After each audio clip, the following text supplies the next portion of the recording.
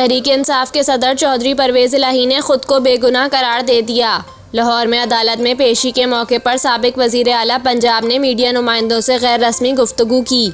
चौधरी परवेज इलाही ने कहा कि मैं बेगुनाह हूँ और पाक फौज का हामी हूँ। मैं कोई प्रेस कॉन्फ्रेंस नहीं करूँगा। पीटीआई में हूँ और इसी में रहूँगा। उन्होंने कहा कि पीटीआई कारकुनान के लिए पैगाम है वो तगड़े रहें, घबराना नहीं है। पीटीआई सदर का कहना था कि इस सारे फसाद की जड़ मोहसिन नकवी है। मैंने किसी के खिलाफ कोई सियासी मुकदमा नहीं बनाया था। मुझ पर ये जुल्म मोहसिन नकवी करा रहा है। ये बुरा कर रहे हैं और बुरा ही भुगतेंगे। वाज़ेह रहे कि परवेज इलाही को कल एंटी करप्शन ने लाहौर से गिरफ्तार किया था। परवेज इलाही के खिलाफ एंटी करप्शन में सरकारी ठेकों में कमीशन लेने के इल्ज़ाम पर मुकदमा दर्ज है। इनके खिलाफ लाहौर के थाने में कार सरकार में मुदाखलत और पुलिस पर तशद्दुद का मुकदमा भी दर्ज है।